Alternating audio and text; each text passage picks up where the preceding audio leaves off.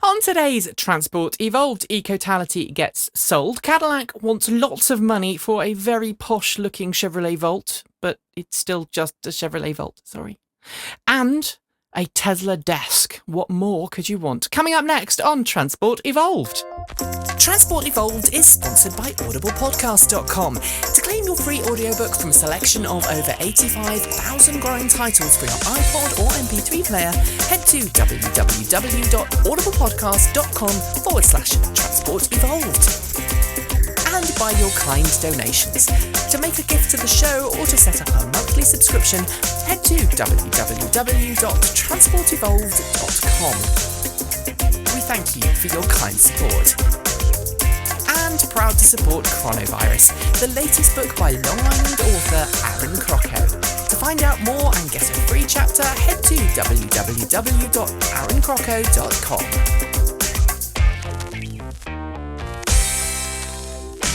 Good morning, good afternoon, good evening, and welcome to episode number 169 of Transport Evolved, recorded on Sunday, 13th of October, 2013. My name is Nikki Gordon-Bloomfield.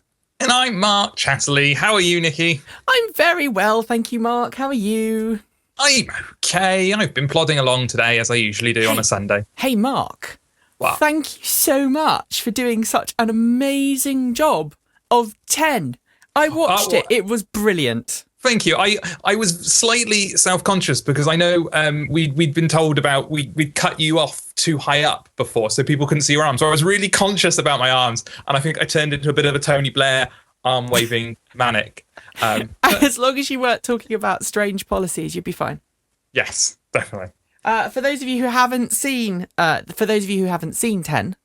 The excellent 10 lives on the Transport Evolved website. What you need to do is go to www.transportevolved.com and you will see the link there in the 10. This is Mark doing his 10. He's full swing there, full hand wave. And of course, we'll be talking about some of those stories on the show today. I think, Mark, we should go ahead and introduce our guests. First up, the wonderful Mr. Michael Thwaite. We'd like to think of him as the third EV musketeer. Michael. Hey, how are you doing? We're doing great, thanks. How are you? Very good. Happy Sunday. Yes. Out there today, doing some car stuff, teaching my son to drive and enjoying the nice weather we've got still here in October. Yeah, it's... do you know what we've got, right? Drizzle. Drizzle, gales. Haven't we, Mark? Pretty much everything. It's been raining all day today. But today's Fantastic. the first day I've turned my heating on. I gave in. I switched my heating on. That's the beginning of winter. Yeah. You know what you should do, Mark? You should come and live in this house with the heating on in the studio. I guarantee you. One of the reasons why we don't film this in 1080p is by the end of the show, I'm sweating like a pig. So you just see beads of sweat coming down. And who needs that in high definition? You don't need that in high definition. Someone else who's joining us today, who is more than happy to share her car in high definition. I don't know about herself, but her car definitely. She's been on the show before. She was last on the show a couple of weeks ago when I helped her drive a Mitsubishi i-MiEV back from Liverpool back to Bristol, where she lives, and it was her new car. It has since transformed her life forever. Welcome back to the show, Kate Walton-Elliott. How are you, Kate? I'm great, thanks. I'm having an all right day. All right, Kate. It's getting better. I'm on the show. That's got to be an improvement. Absolutely. For those who don't know, Kate and I have been friends for probably far too long. So it's a little bit of an insider gang today. We've got all the gang together, and Kate's on because she's got a new project that she's going to tell us all about, right, Kate? Well, apparently I'm going to tell you all about it. It's quite exciting. Well, am I telling you about it now? Or is Absolutely. It like Go on. Teaser? Go on. Oh, well. So having had the iMe for a little while, it's kind of inspired me to take a project I've been thinking about doing for a while off the back burner. So I'm in the process of converting a 1969 Morris Minor to an electric vehicle. Yeah. Which is insane. Rebecca is her name. Yes, Rebecca. I've had her since I was about 13 years old, so she's due for another overhaul now. And you've had her restored a couple of times. This last time you had her restored, you had her basically restored to completely empty empty spec, you stripped her down and completely built her. Let's put it like that. Yeah, she was stripped completely to a bare shell, which was then treated in various ways to get it rust free, and then repainted. Lots of new metal welded in, and then she was rebuilt with a 1300 Austin engine, and various little tweaks to make her go faster and stop faster and handle a bit better. But I always, even when I was putting that engine in, it was kind of the last hurrah of a petrol engine in my car, because I kind of wanted to put an electric motor in then, but didn't have the money. So let's talk about sustainable motoring, because it's something that you're a real proponent of, Kate. The idea that you buy one car and then it just lasts you your entire lifetime. There are not very many people who do that. Michael, I know that you've come across people who've had similar philosophies, right? But buy a car, convert it, and then just keep upgrading it, right? So, I mean, in America, people just keep cars for a lot longer than the UK anyway. I mean, the average, I want to say it's 10 or 12 years is the average life of a car over here. People just drive them into the ground. But is it true that in America you don't have like MOTs, yearly checks on cars? So, yeah, I mean, it's just not as stringent. It's an emissions check, and right now, you don't have your first emissions check until 5 years. And then I want to say it's every second year. And right now, all they're doing is checking the check engine light. So all American cars have a check engine light, which is basically just an emissions test. And if the light is on, you fail. If the light is off, you don't. So you could just disconnect the light if you really wanted. No, they tend to sort of spot that kind of thing when they okay, turn the ignition on, let me see the lamp test happen. But yeah, basically you could fudge it if you really, really wanted to. But every 2 years, I mean, really, who cares? And there's actually a hotline in the US where you can call if you see a car that's, puffing out blue smoke or something like that. So people kind of take care of their cars. But I mean, come on, it's 2013. I mean, how many cars these days even wear out? So it's a different game. So yeah, it's an interesting one because obviously, Kate, you've got a left-hand drive Morris Minor as well, which kind of takes it into a whole new ballpark because you're thinking about moving over the Atlantic Ocean. Yeah, I mean that's the plan, is to be over in the States. So then the emissions won't be a problem, but. So you'll have a 40. How old is she now? 44. 44. 44-year-old car that is electric that you still drive pretty much every day. Moving over to America. Not quite so much anymore because I actually cycle to work because I'm revoltingly green and try and be as eco as possible. But you don't even cycle on a regular bike, do you? It's a regular bike. It has 2 wheels. How old is your bike? A recliner. Kate, how old is your bike? About 1934. Wow. What? Is it made of steel? Just like, yes. And it has like steel wheels. And one's really big at the back and one's really small at the front.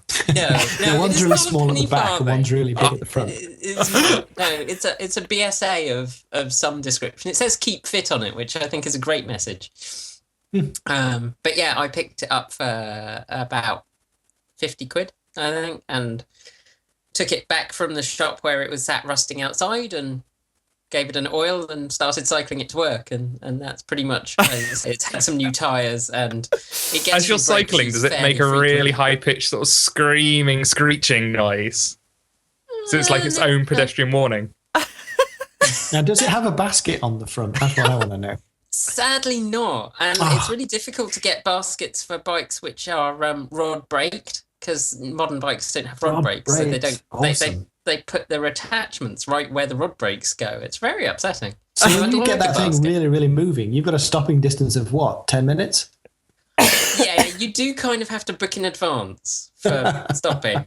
I think my worst experience is definitely in the snow where you just don't stop. I ended up sticking my feet on the ground and sliding to a halt because I kind of didn't want to go riding straight into the road. Brilliant. But Dickensian technology. other than that, it's good. So now you know why we got Kate on the show, and obviously following Kate's conversion is going to be incredibly interesting, and she's going to guest post. She's a guest poster at transportevolved.com. In case you hadn't seen, she wrote an excellent blog post last week. But enough of introducing your guest and on to the show. Tesla wants all the connectors. I want someone. You know that internet meme, guys, where the really badly drawn all the things. Yeah, with the guy going, ah. Yes. I want someone to do that with all the Tesla adapters and go, all the connectors. That's about what, 7, 8, 9? Yes. So let's go and tell the story. So this week, Tesla announced it was going to be producing a Chatterley charge connector for a Model S sedan, which allows you to charge a Model S really slowly from a 50 kilowatt charging station. So it takes something like, what, Michael, 2 hours to charge your... What? Oh, your Chatterley's charging station? Well, it's 50 kilowatts. So 50 kilowatts, yes, because Chatterley is not that powerful compared to supercharger. It's an hour and 45, something like that.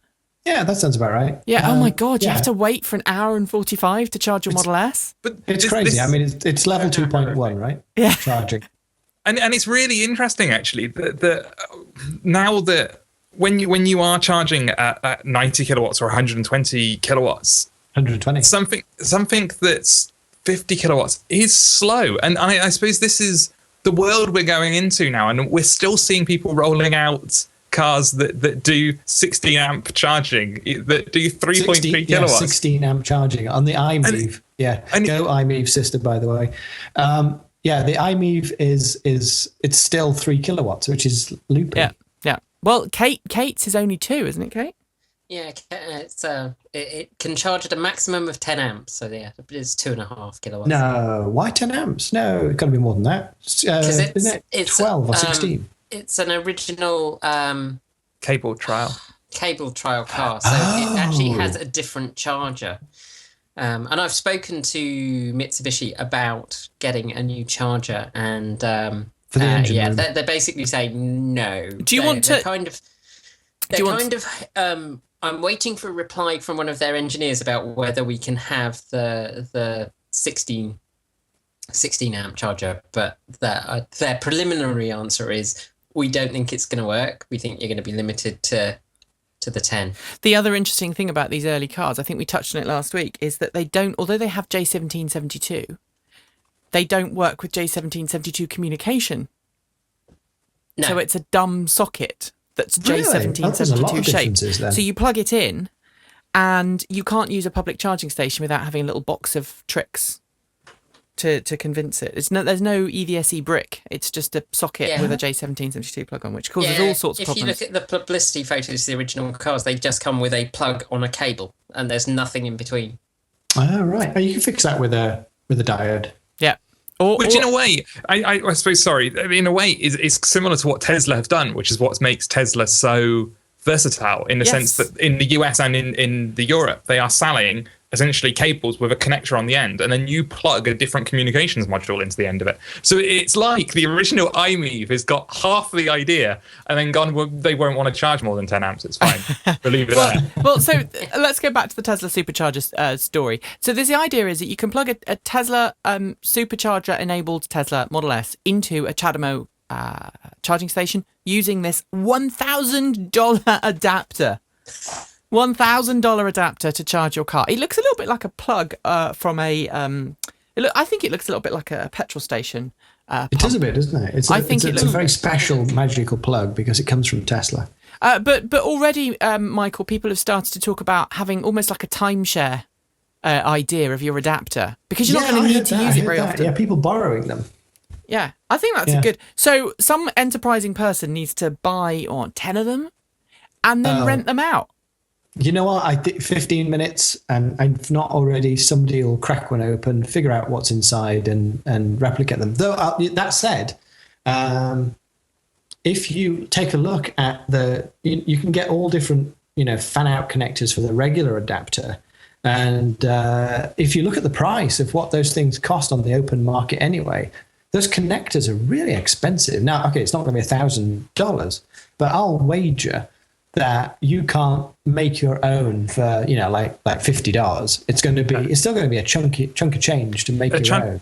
The Chatterley socket itself is very expensive. I remember looking into it at some point, and this was a couple of years ago, but I think in Europe it was something like €400, €500 just for the plug. And I know it's a socket, not a plug, but because it's a proprietary piece of technology. I mean, the same was, but you know what? The same was true with J plugs, right? J plugs today, cost less than $100. They used to be a couple of $100 just for the little receptacle. So they'll come down, they'll get more sensible, and by the time I've saved up for a Model S, I'm sure I'll be able to build my own. Kate, you built a Mode 2 adapter for your iMeave, and you had to pay what, £50-60 for the plug? I think it worked out at 80 for the Type 2 for the plug. And obviously then there were some ancillaries to make it work with the iMeave. But yeah, so they've come down a lot. But I still think it's ridiculously expensive for I mean, looking at the quality of the components when I got it, it wasn't an 80 quid part to make. No, that should have been a $15 part. If you look at that and you compare it to something, like a typical outlet plug, a regular plug, there's really no technology in there that's earth-shattering. It's just about scale, right? It is. The other thing, I suppose, though, to bear in mind is you think about the early days of USB, FireWire on computers. Those cables were really expensive. I mean, what's this? This is it's actually a fast boot cable for my Kindle because I managed to brick it, and I'm having a very unsuccessful time unbricking it at the moment. But these cables like this, when USB was brand new, 10, 15 quid, you can pick one up for a couple of quid now online. So they will come down in price, but obviously £1,000 for an adapter that allows you to charge twice as slowly as you would with a supercharger. I can see it in certain areas, Michael, but the thing is, the way that Tesla is rolling out the supercharger network, I don't think it's really going to be needed in the US. Might be in Europe. I mean, if you live in Scotland and you wanted to come down to London, for example.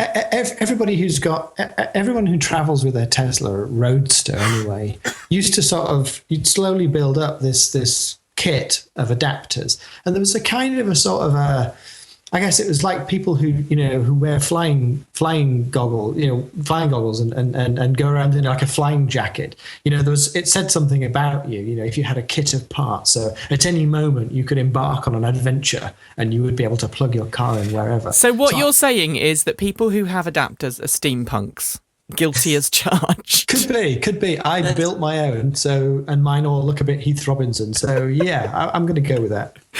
Kate, do you agree?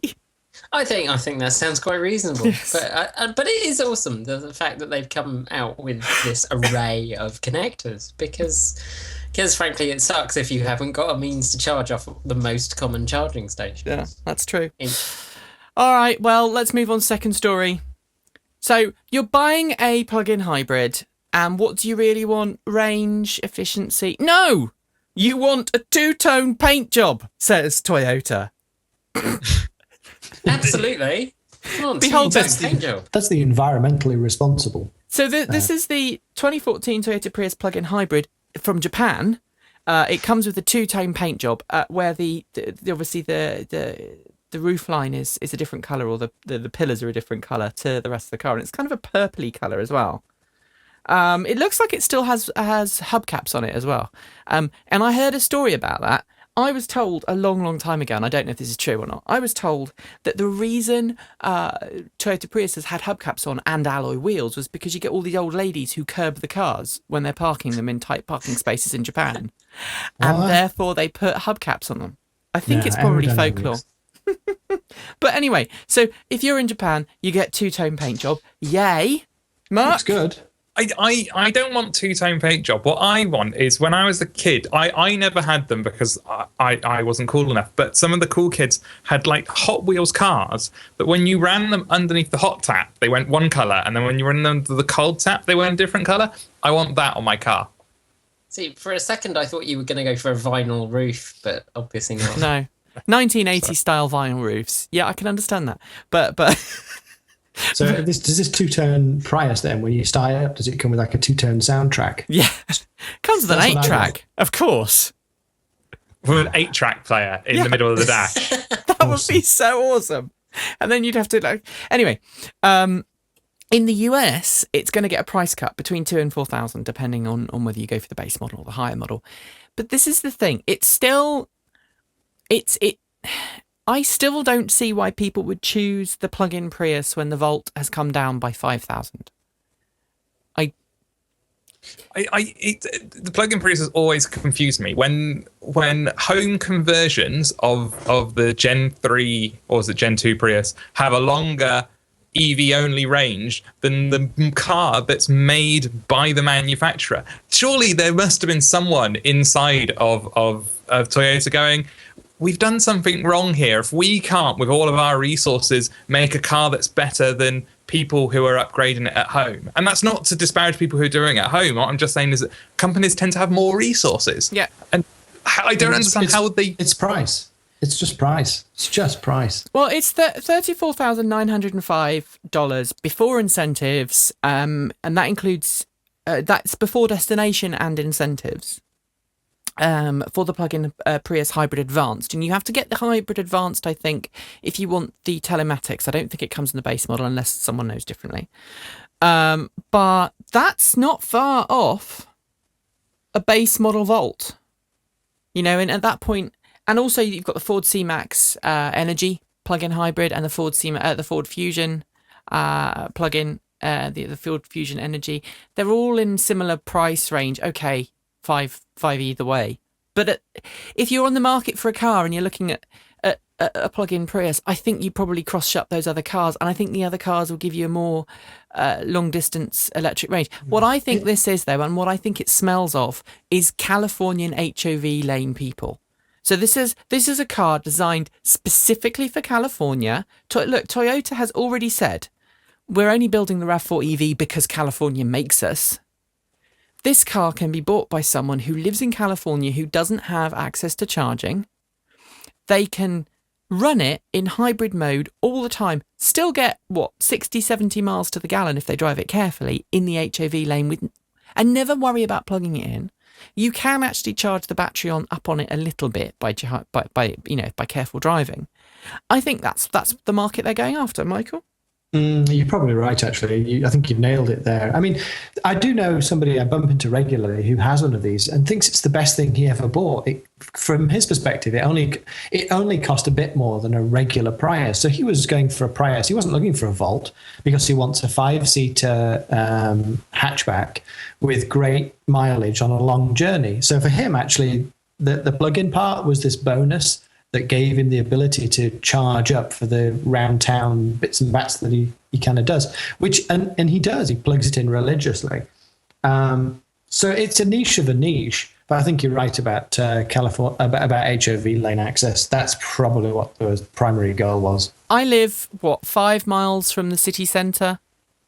Where in my city, I'd probably live. Was it about 5 miles, guys? Do you reckon? Yeah, about that, isn't it? About 5 miles from the city centre. I've had a plug-in Prius on review before, and I've been able to just about drive it from my house into town to pick up something to drive back. And that's a trip that I would want to make lots and lots and lots of times. Okay, it charges up really quickly from J1772, so it's great, as you say, Michael, for those short round town trips. But I don't know. I think in order for me to take that car seriously, it needs at least 20 miles. But I would say that maybe this will be a struggle to explain what I'm thinking about. This is just those 12 miles for me make it much better than one that doesn't have a battery. Not just a little better. Even if it only went a couple of miles, I would say it was quite a bit better than a regular one. 12 miles is really great. Now, if they'd spent the extra money on doubling the battery size instead of dropping the price and given it, 30, 40 miles to make it a Volt competitor, then I think you'd have a really good car because remember that car still gets a lot better fuel efficient. It's a lot more fuel efficient than a Volt. Do you want to know what I was getting on the? By the way, the Volt's back. Yay! Oh, good. Thank you to Cambridge Chevrolet. By the way, I should probably name check them. They did a fantastic job on my wife's car, and it looks brand new. You'd never know it was in a head-on collision with a motorbike, or. Sorry, it was hit by a motorbike. We didn't hit the motorbike; it hit us. But aside from the very large deductible that we're still trying to claim back from the rider, we got it back and we drove it, and I've driven it. I drove it home from the other side of the country when it wasn't in EV mode. When it had run out of battery power, it was getting, I think, best fuel economy I got was 45 British miles to the gallon, which is what, 32 US? Somebody have to work it out for me. Wasn't too bad. Not bad, but nowhere near the Prius. I mean, had I done that in the plug-in Prius, I would have been sitting at 60 or 70 mpj pretty much all the way home. And there is a point. I mean, that, and anyone who is cross-shopping, I mean, you need graphs and stuff, don't you? Surely to figure out there must be a crossover point where the plug-in Prius is. Yeah, it's about 70 miles. Yeah, they're about the same to begin with, and then the Volt tails off as its battery range as range goes forward, but the Prius goes up. But yeah, you need to know how often you drive those distances. Yeah, and it depends on the trips. I mean, already our Volt, after being driven pretty much exclusively in gasoline mode for the best part of 600-700 miles, it's back now to being driven in all electric, and already we're back to 180 mpg. And that concept is so easy to explain to a potential buyer in a 5-second sentence. Absolutely. All right. I tell you what is easy to explain to people in a snap sentence, Michael. What's that? Tesla Model S's are just flying, literally, off the lots. People can't get enough of them. And in Norway, Tesla Model S demand is so freaking high that people are going onto eBay, and buying nearly new, i.e. used, i.e. we bought it and now we want to sell it for a huge profit, Model S at a markup, significant markup over new car prices, so that they don't have to wait 5 months. I know, because I read in Yahoo that apparently no one wants electric cars. No one. So the question is, though, right, let's go round. What kind of person buys goes on the order list for a Model S, keeps their order, configures their car, waits for it to arrive, and then flogs it on eBay for a profit? Would you do that, Michael? Ooh. It depends if I had another one in the pipeline. I mean, so you've just got your car, it's just arrived, you've driven it home and gone, holy cow, this is good.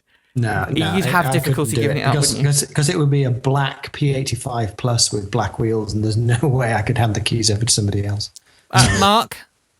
I guess it depends whether it was done with the intention of selling it. I can when I bought my Leaf, it was 2 weeks after I bought my Leaf, I got very ill, ended up in hospital, couldn't work for 7 months, and my financial circumstances changed dramatically.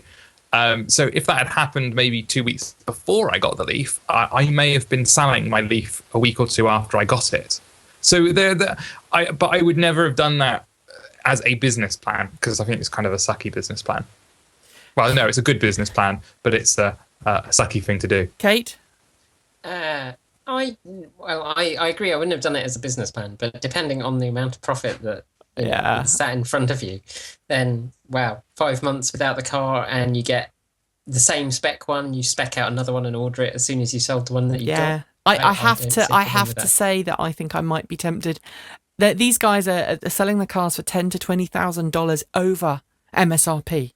So they've bought a car, they're getting a $20,000 investment.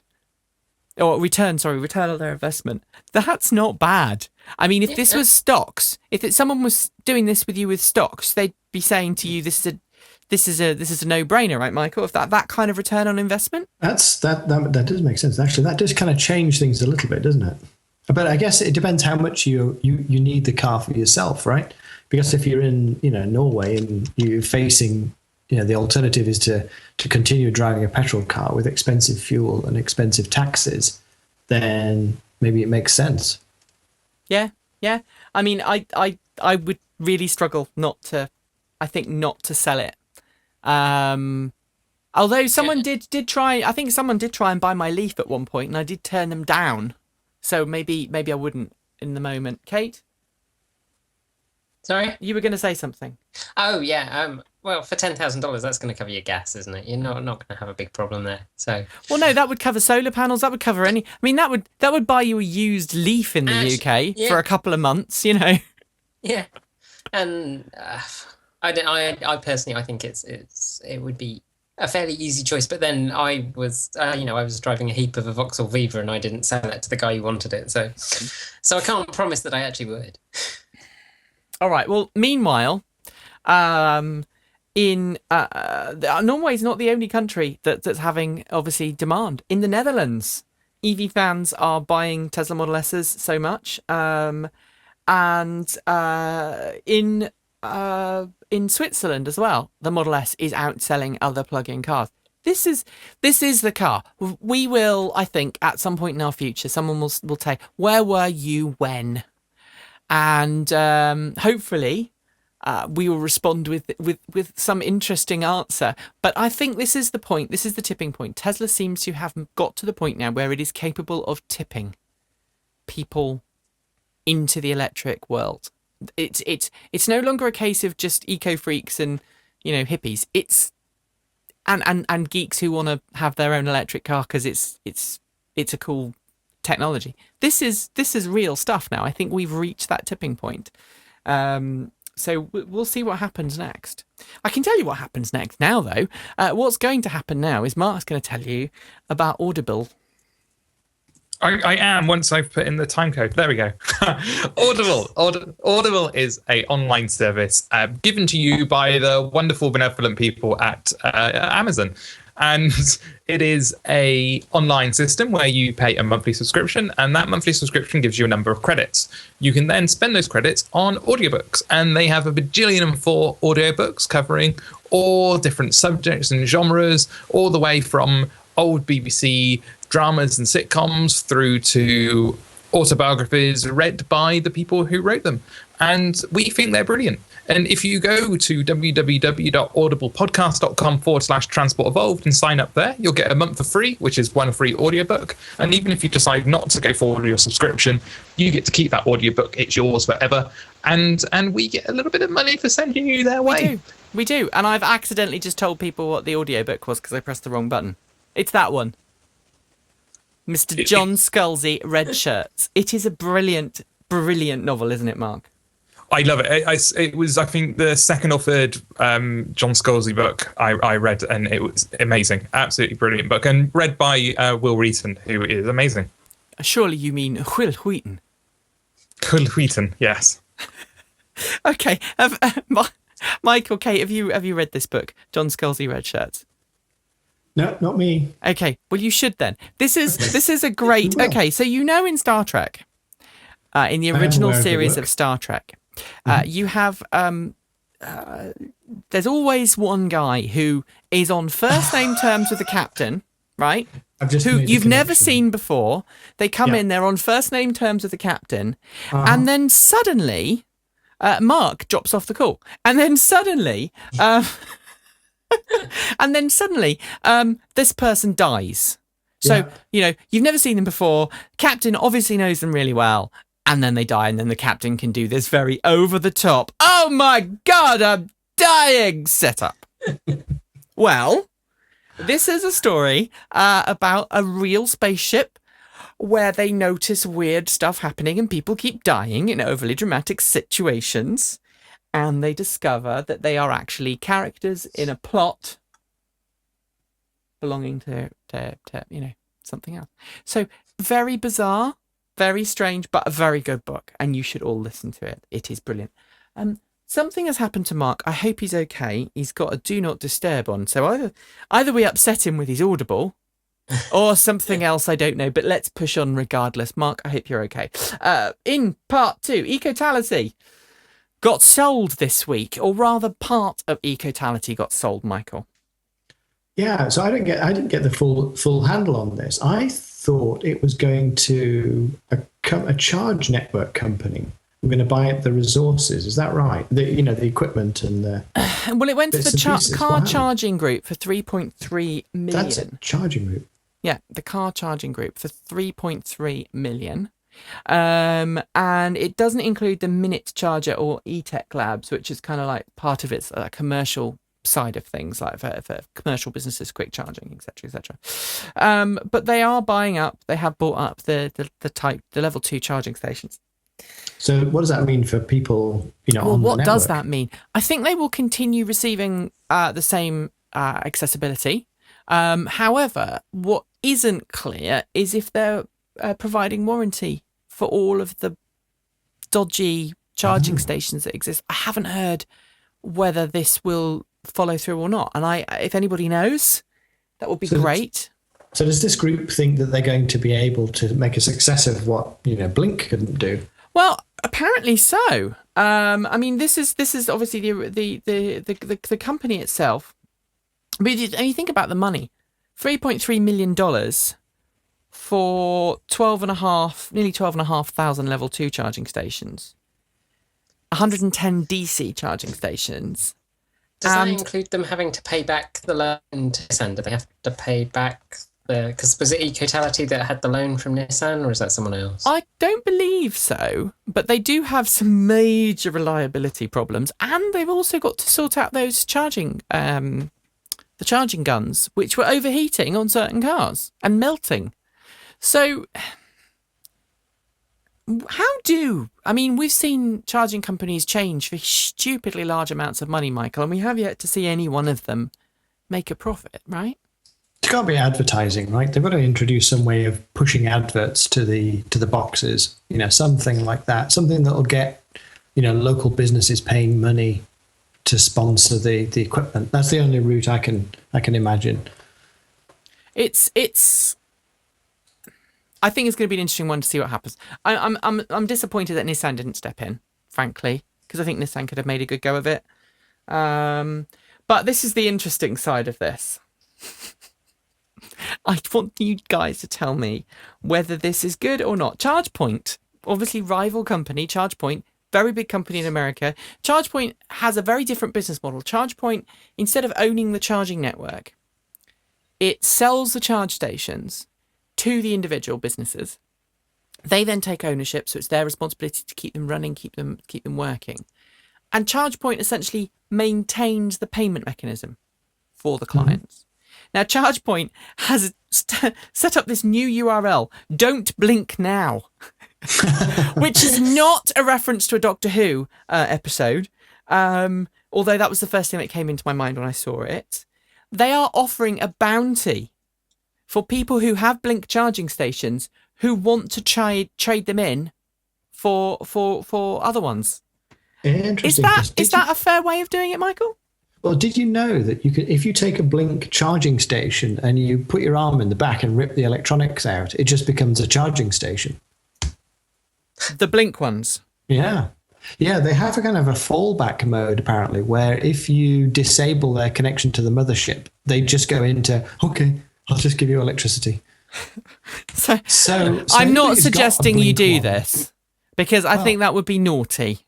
Well, anybody who's got a Blink unit and maybe they're in a sort of a limbo state, maybe they own it, maybe they don't. But I tell you what, if they owned it, I'd be just like straight out with a screwdriver and okay, here we go. Yeah, that would be weird, wouldn't it? But it would work. I think it would work. Mark, are you back with us? He is slowing. He's slowly coming back. He said he's there. He just can't see us at the moment. And he said it's his internet connection. His internet connection in the village. This is what happens when you live in rural England. Is that the same in the US, Michael? Our internet connection's still rubbish. The really distant places, they have things like DSL. The person whom you're trying to reach is currently unavailable. There you go. So we just carry on without Mark. Say la vie, say la vie, say la vie. All right. So, how much would you pay for range extension, Kate? Now, this is something that you experienced the other day because you made a 170-mile round trip in your Mitsubishi i-MiEV in a day. Yeah, about that. And would you like range extension? This is the petrol engine in the back of the car, isn't it? Yeah. Not really, but I'm not a big fan of range extended vehicles, but then I rather like just pure electric, which is Get her. kind of why I'm trying to turn my petrol car into an electric car. That's brilliant. Michael? But I can see why people would want it, but it does depend on how it actually works. And I was having a little look at this. This is the BMW one, isn't it? And having a little look at it, and it didn't seem like there was a great deal of information about how it would actually work. So, well, Michael, tell us more. I'm in the same boat. I don't want to turn my electric car back into a gasoline car. I don't like them much. Even if it does give me an extra few miles on the, for those times that I've never wanted it. So, for those who do, if you're in the US now, you can pay $3,950 to upgrade from the base model i3 to a range extended or X version. $4,000. The way I'm looking at it is this: $4,000 pays for a lot of car rentals, a lot of train tickets. Yeah, it does. It does, doesn't it? That's a good point. I should preface this with the i3 isn't a car that's just got low speed charging. This is a car that will have combo DC fast charging capabilities. So it's not like the Ampera or the Volt where you've got a range extender because the onboard charger's really rubbish, and it's sold at a different market. This is a car that has the capability to quick charge in half an hour to full. Mm-hmm. And then they're going, well, you can have a petrol engine as well if you really want it. Do you know, for me, though, it's not just $3,800. Now you've converted your electric car into a hybrid, you don't get the same tax incentives or credits. Ooh, you don't get the same benefits. True. So all of a sudden you're out of pocket quite a lot more. Yeah. And in the UK, they're talking about it being £33,100 for the British version of the iRex and $29,950 without Rex. Mark is still missing in action, bless him. So you're going to lose out on the tax incentives to be able to get this engine. Why you could spend the same piece of money on a 10-year-old Prius and have that without losing the tax incentives, or to your point, you could rent some really nice cars for the 3 or 4 times that you need one.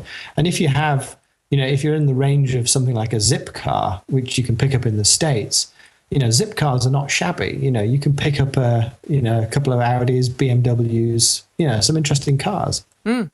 Yeah, and I've got to admit that when we were looking at buying the Volt, we were caught between, do we go all electric, we get another Nissan Leaf, or do we get a Volt? In our situation, we got a Volt because my wife's an IT contractor. And she needs to suddenly go somewhere. And sometimes she can just get a call, can you come to X? So arranging to hire a car for that purpose is difficult unless you have a big car club in the area. We do, but they're quite difficult to get hold of and book. Whereas, if you work in an office and you have a standard 9-to-5 job and you're going to be in the same place day after day after day after day after day, and in 2 weeks' time you're going to go and see Granny 2 states over, you're better off just renting a car or taking the train. I'm a real advocate of taking the train. I really enjoy taking the train to do trips because it's just so much more relaxing, especially if you've got kids, because you can actually play with your kids. You can talk with them. You can look out the window. You can have fun. You can walk down to the restaurant car and come back. So I don't know. But then I also think that people who buy the BMW i3 Rex are going to be a very different type of buyer, just like people who buy the plug-in Prius, just like people who buy the Ampera or the Volt. I don't think these cars are going to cross-shop with things like the Leaf, the Spark, etc., etc. No, you're right. People are going to look at the cost of the extra, and they're going to buy it because what this will allow is for somebody who doesn't have an electric car today to buy a car that they're not going to get caught short in. And for some people, that'll be worth the $5,000 it'll cost. Yeah, absolutely. Absolutely. All right, manhole covers. Manhole covers. Could they be the future to EV charging? No. This, I don't know. This, I picked like up that. on Just, this. no. I picked up on this story this week, and it just feels to me like it's one of these companies I probably got this wrong. It feels like they're pitching in the dark. You know what's cool? Electric vehicles. You know what's not cool? Plugging a cord into one or having nowhere to recharge it. How is That's that why Hevo uncool? is creating a new, innovative way to wirelessly power up electric vehicles anywhere and everywhere without using cords, cables, or wires. We call it the Hevo Power Station. Hevo will also offer an app called Hevo Mobile that provides users with key features like Map It to find vacant spots, Park It to guide you into the right location over a Hevo Power Station, Pay It, which provides users with wireless bill pay. I just think it's just got that feeling to me of a company that's got the idea but maybe not the technology yet. Michael, is that? Yeah, it you know what? It's a lot of companies start up this way, though, don't they? They start up with delivering a product that's not ready yet, but can work in half a dozen cases, and before you know it, it's Facebook. You know what I mean? It's that kind of like idea that it sounds like a good idea, but doesn't seem important enough or feasible enough. But then suddenly, they just build and build and build on this idea, and you kind of look back and you realize that this is how we've done it always, sort of thing. I don't know. Oh well. I think given that the technology is moving on at a great pace, these guys could be just nicely positioned to have the customers, ready to deploy the technology. Though using them as using manhole covers as that seems crazy. Yeah, using manhole covers. Sorry, go on.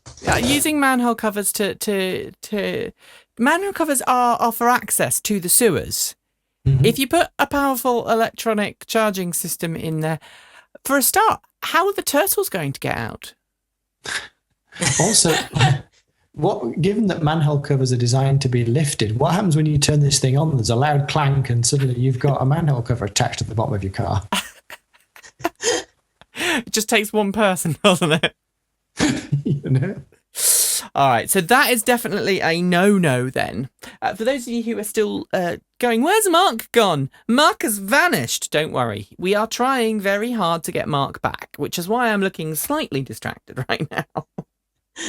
But it's okay, because you've got an ad break coming up from the wonderful Mr. Aaron Crocco, and he tells us about a very scary virus. It was supposed to be just another cargo run, but for Ken Mallory and the 3-person crew of the Raven, an anomaly in deep space changes everything. An unexpected turbulence shakes the small ship like never before, allowing a deadly virus aboard. One by one, the infected crew is thrown back in time to relive a near-death experience. Only this time, death may be closer than they remember. My short story Chronovirus is available for Amazon Kindle, Barnes & Noble Nook, Kobo, iBooks, Sony, and for all other devices and e-readers through Smashwords. Learn more about Chronovirus by visiting my website at www.aaroncrocco.com.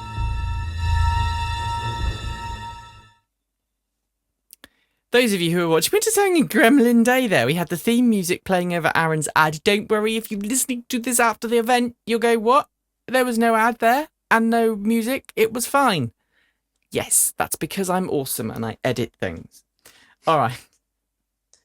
According to a study, Michael, from E2, American consumers are less keen on electric cars than they once were, which has led Inside EVs to go, does this mean EVs are going bad? What do you think? You know what? I think about it this way, right? If I asked you to do a survey today and said, in 100 years' time, will you be driving a flying car? You're pretty likely to go, yeah, tick. But if I ask you and say, flying cars are coming in 10 years' time, would you be driving one? You're going to go, maybe tick. But if I say, all those flying cars that you see sort of bumping around, they cost $700,000 and they only go for 20 miles and you need to pass a special test.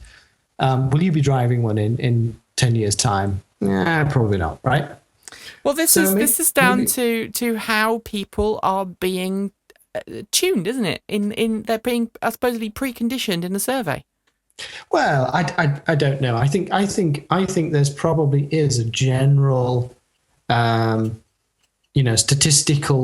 fancy statistical model that could show you that people will vote for things when they're inconsequential in the future. But as you get close to it and it becomes a reality, then they start to really think about the decisions that they want to make. So you're going to lose some people, right? Maybe you gain some people because they go, I've seen these things are really real. I'll tick yes. But also, we're going through that phase where we had the electric cars are amazing. You can drive forever on electricity. It costs nothing and they don't have any running costs and they'll be cheap. Don't worry.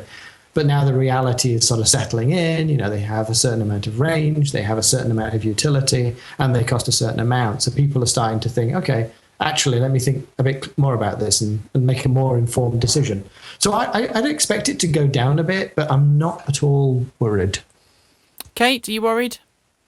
I'm not worried at all, and for similar reasons. And also, I think that when people actually experience electric cars and see them in the flesh or travel in them, then they're usually very impressed by them. So I think it's probably partially that and partially a bit of exposure. As people get more exposure to them, they'll become more popular. And it's a bit like saying, a lot of people's opinions of electric cars is influenced by the Tesla Model S, which...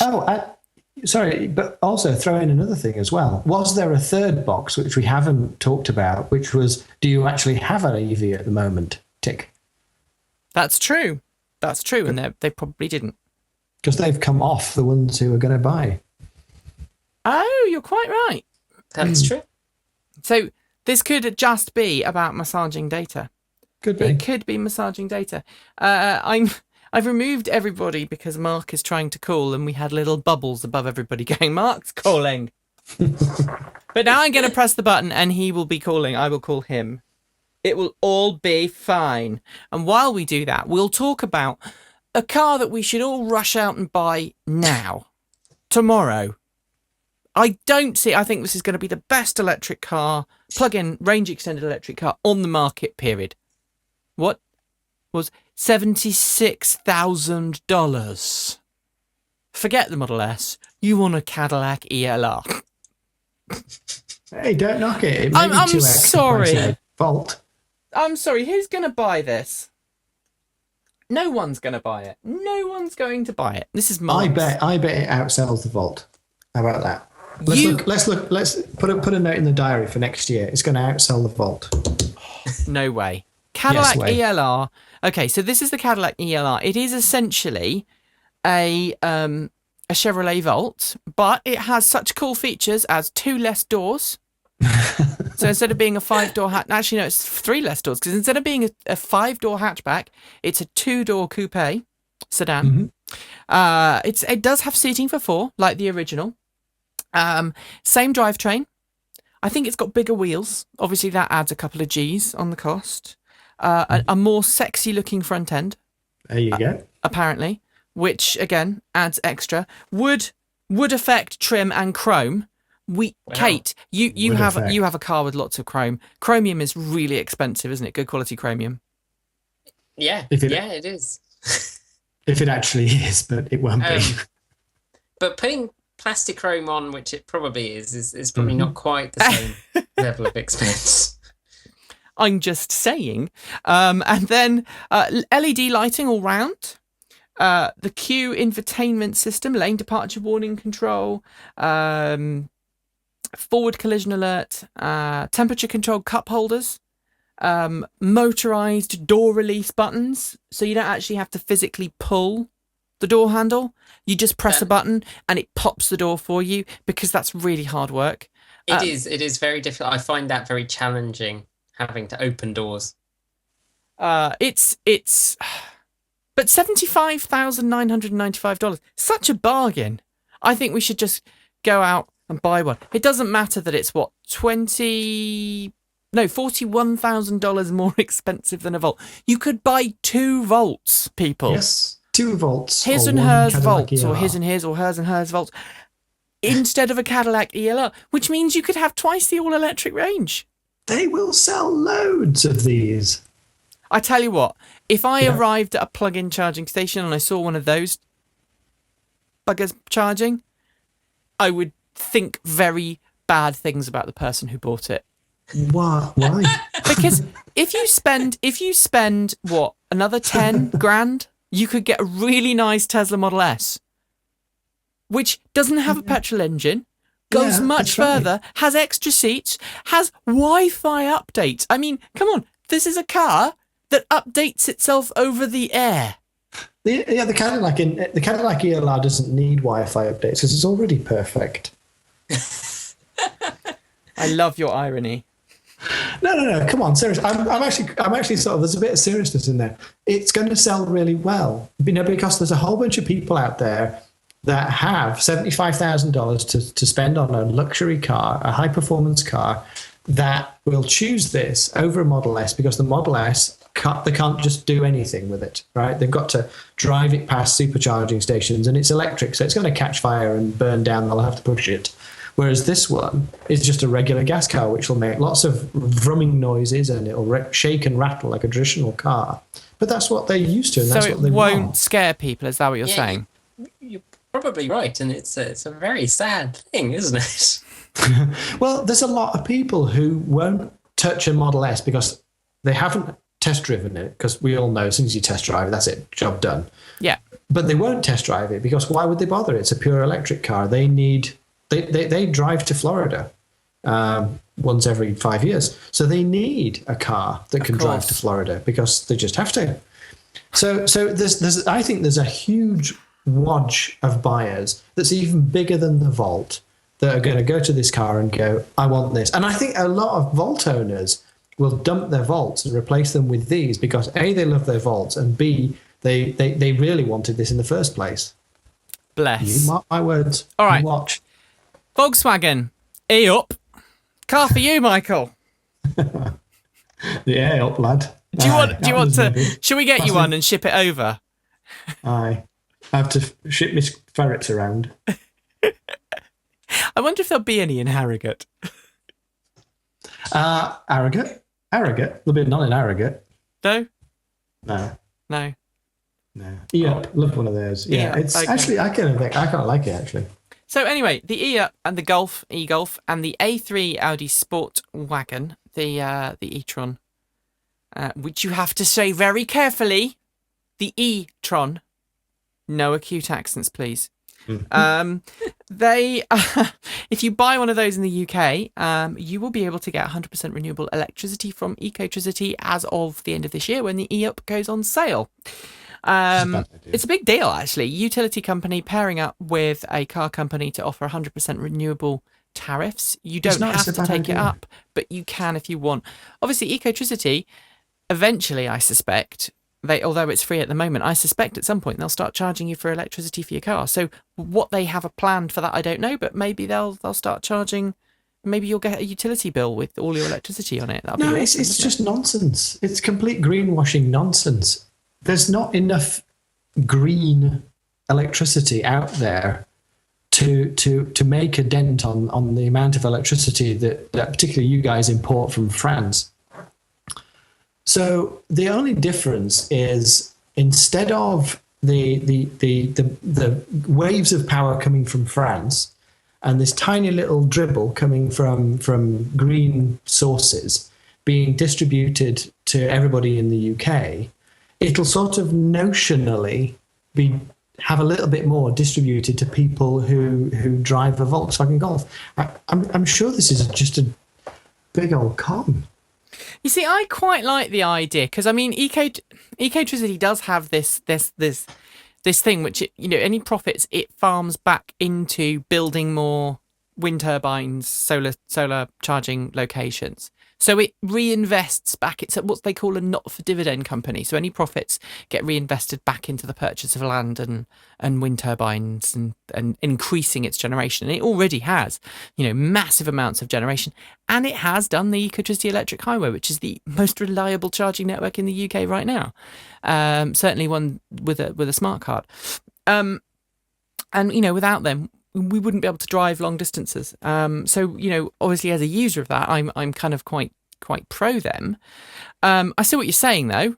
I think maybe they and other electricity companies need to start pushing the government to incentivize more for green generation. Yeah, I mean, the only positive I see in this, right, is it does send a message to power companies to say, hey, look, there are people out there who are prepared to spend more on electricity on the assumption that you're going to go out and you're going to invest more money in creating, green sources of electricity. So that piece I'm okay with. But the idea that, that out of my sockets will pop green electricity because I bought an e-up, I think it's crazy. It's insane. Well, yeah, I see where you're coming from. Tell you what, though, one team who will get 100% renewable energy is the Dutch team Nuon, who won the Australia-held World Solar Challenge for the 5th year in a row. Average speed of 90.71 kilometers per hour, using only sunlight and a maximum of 5 kilowatt hours of stored electricity. I believe that's per day. Well done. Given what we've seen from previous Solar Challenge winners, obviously the EV1 came directly after GM won that, Michael. Yeah. I mean, this is pushing the future. The tech. What do you think we'll see as a result? Well, I don't know. I actually don't know. Solar powered Morris Minor, Kate? Sorry, I didn't get that. Solar powered Morris Minor? Solar powered Morris Minor. Yeah, that would be lush, but not going to happen, is it? No. When we get some more efficient solar panels, I'm totally up for it. We nice live it for the future. Roof.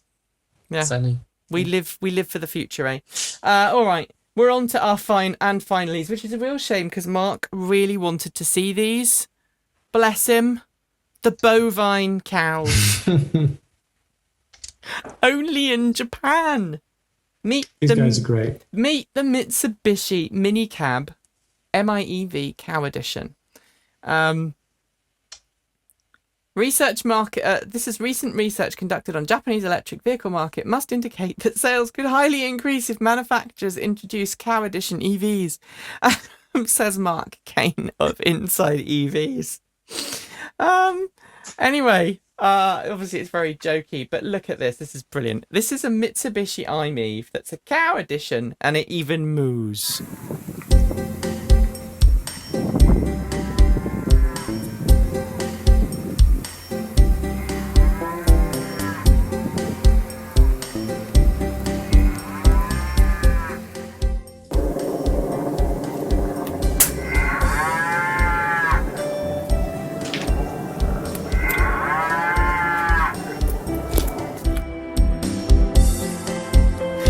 Get the idea.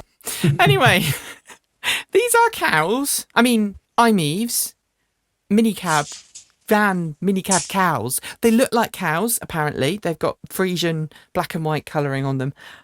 That's bad, isn't it? Should I have just said that? It makes it sound like I was born on a dairy farm. Oh, wait, I was. I would have loved to. My mum would have just loved it. I'll turn up with my cow Mitsubishi i-MiEV. Kate, would you like your Mitsubishi i-MiEV to make cow noises? I think that would just add immeasurably to it. Michael, pedestrian warning system as a moo. It's just brilliant. This is why the milk float died in the UK, because it didn't make cow sounds like this. It's just brilliant. I just think it's just brilliant. And it's obviously some ad thing. Only in Japan. And I think I have to say that. Only in Japan. And finally, Michael, this is an and finally that might distress you. Uh-oh. This is one that I really want and Mark really wants. And when I saw it, I just went, oh my God. Okay, so this here. You ready? Go on. This was a Tesla Model S. Now it's a desk. I think that maybe didn't start life as a Tesla Model S. No, it wasn't. When you look at the way it's been cut up, maybe it did. This is there is a story, there is a backstory to this. This is via Steve Yvertson, who obviously is one of the Jefferson. Yes. Jefferson, who is one of the founding investors in Tesla. He's been there all along with the company investing. He owns a big investment company, and he was the first customer of the Model S, wasn't he? Yeah, he was the first to drive one away. So, other than Elon Musk, of course. The story goes, and we haven't got to the bottom of this yet, and obviously when we do, we'll let you know. But this is at the Draper University of Heroes, which has been specifically designed to inspire the next generation of entrepreneurs. And so at the university reception is a Model S desk. Would you want one? Would you want one, Michael? I kind of would. I think the front of my office, if I was a Tesla dealer anyway, would definitely look like that. I think it would be quite easy to do as well. Kate, would you like one? I don't think it would fit in our office here, but you know, if we had the space and yeah, then why not? It's just insane. I think so long as I brilliant. get an actual Model S to go with it. Because just having the desk would make me very sad. A couple of years ago. No, that's out in the back, is the rest of the other half of this Model S. Maybe we should write to Nissan. You know that car they cut up? The Nissan Leaf that was half, they cut up, and then they left the other half so you could see through. Maybe we should write to them and say, where's the rest of the car? Can we turn it into a desk?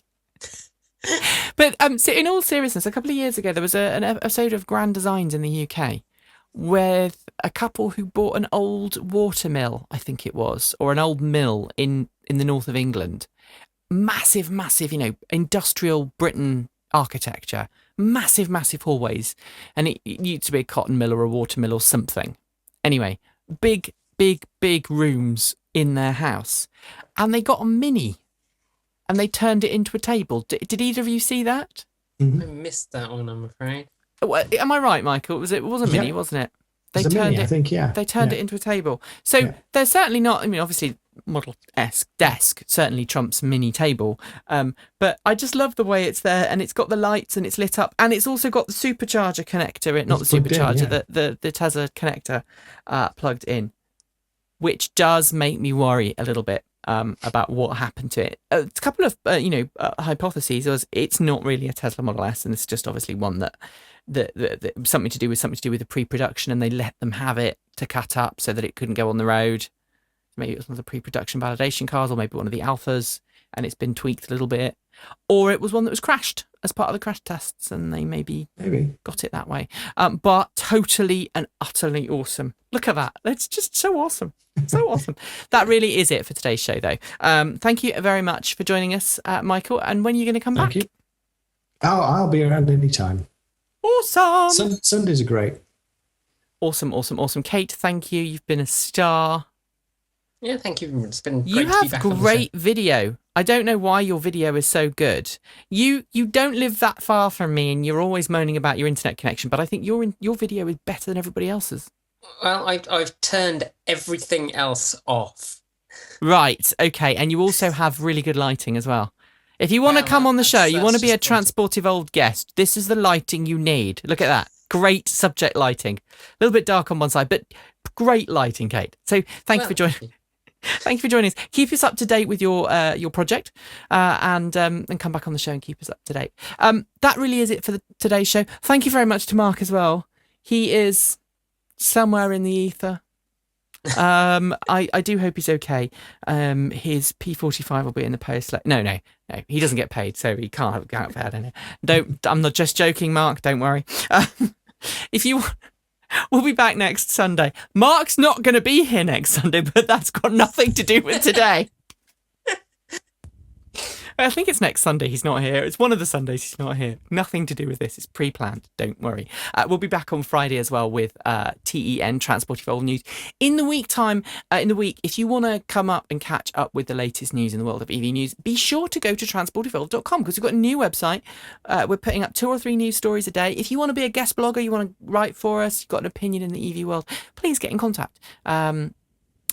Just email Nikki@transportevolved.com or Mark@transportevolved.com. They'll both get through to us. That really is it, folks. Subscribe to us on Blip. You can't. No Blip TV anymore. Actually, Blip TV have kicked us off. Don't know why. YouTube and iTunes for the audio version. That really is it, folks. And until next week, don't forget to plug in. See you soon. Bye.